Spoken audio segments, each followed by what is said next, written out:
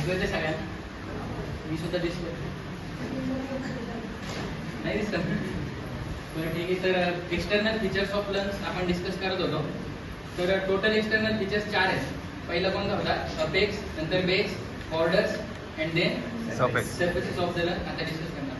Apex बघितला, base बघितला, borders बघितला. बॉर्डर्स कोणत्या कोणत्या होत्या? Anterior, posterior, inferior. कोणत्या? Posterior, inferior. आता सरफेसेस बघायचे आपल्याला. तर लंग्सच्या टोटल 2 सरफेसेस. तसा जर विचार केला तर आपण 3 सुद्धा म्हणू शकतो, कारण हा कोस्टल आणि डायफ्रामच्या साईडचा हा आपण बघत नाही, पण तो सुद्धा एक सरफेस म्हणू शकतो आपण, डायफ्रामॅटिक म्हणून. आणि हा आतमध्ये जो मीडिया स्किनरच्या साईडनं आहे तो आहे मीडिया स्किनर सरफेस. तर या ठिकाणी दिसतंय ही जी डायग्राम आहे, लेफ्ट लंग, राईट लंग. तर इथे जो बाहेरचा जो सरफेस दिसतोय त्याचा, त्या वरच्या डायग्राम मध्ये जो सरफेस आपल्याला दिसतोय तो पूर्ण कोस्टल सरफेस आहे. आणि या डायग्राम मध्ये हे लंग्स जे आहेत ते असे आहेत. आपण काय केलं, त्यांना काढलं आणि असा ठेवला. हा काढला, हा काढला आणि असा ठेवला. तर तिथं काय झालंय, ते लंग्स आपल्याला असे दिसतील. म्हणजे हा जो पूर्ण पार्ट आहे हा पूर्ण मीडियल साईडचा पार्ट आहे, म्हणजे मीडिया स्किनरच्या रिलेशन मध्ये आहे.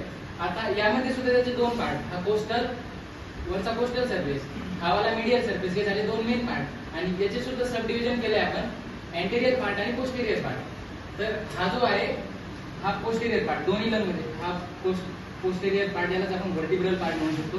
आणि या राईट लंगचा सुद्धा हा व्हर्टिब्रल पार्ट, याला आपण पोस्टेरियर पार्ट सुद्धा म्हणू शकतो. आणि याच्या समोरचा जो आहे, जे पूर्ण मीडिया स्किनरच्या स्ट्रक्चरशी रिलेटेड जो पार्ट आहे त्याला आपण काय म्हणायचं? Media Skinner part. तर मीडियल सरफेसचे कोणते पार्ट? पोस्टेरियर आणि अँटेरियर. त्यालाच काय व्हर्टिब्रल किंवा मीडिया स्किनर पार्ट असं म्हणू शकतो. नेक्स्ट, तर 1 बाय 1 बघूयात आपण. तर कोस्टल सरफेस कसा आहे? लार्ज आणि कॉन्व्हेक्स आहे. तर बघू शकता मीडियल सरफेस आणि हा medial surface. Total medial surface किती? 2. एका लंगचं एक, दुसऱ्या लंगचं दुसरा. टोटल लंगचे सरफेस 2 मीडियल सरफेस. आणि कोस्टल सरफेस सुद्धा टोटल 2. तर हा कोस्टल सरफेस जो आहे हा पूर्ण मोठा आहे. कशापेक्षा? मीडियल पेक्षा. म्हणून त्याला लार्ज म्हणलेलं आहे. आणि कॉन्व्हेक्स तर सगळ्यांना माहितच आहे. या टाईपचा जो असतो कॉन्व्हेक्स आणि या टाईपचा जो असतो असा कॉन्केव्ह. ठीक. तर याचे जे रिलेशन आहेत ते सांगतोय. जर रिलेशन तुम्ही विसरले माझ्याकडून कसे असे सांगा सांगितलं. तर रिलेटेड टू, आता हा याचं नावच कोस्टल सरफेस आहे. तर कोस्टल म्हणजे पूर्ण ज्या रिप्स आहेत याच्या रिलेशन मध्ये असतील, बरोबर.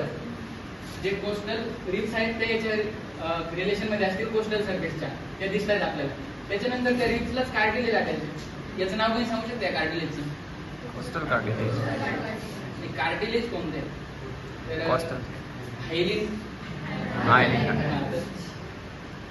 हायलिन कार्टिलेज हे सुद्धा कोस्टल कार्टिलेज म्हणून याला, हे सुद्धा कोस्टल सरफेसच्या रिलेशन मध्ये आहे. त्याच्यानंतर आपल्याला काय दिसत आहे? इथं वेन्स दिसत आहे, बरोबर. वेन्स किंवा आर्टरी दिसत आहे. हे जे बोन्स आहेत या रिप्सच्या पूर्ण आहेत. आता यांच्या लेपन कार्यासाठी आपल्याला एक धातूची गरज पडते. कोणता? मांस धातू लेपन कार्य करतो, बरोबर. तर मसल सुद्धा या रिप्स मध्ये असतील.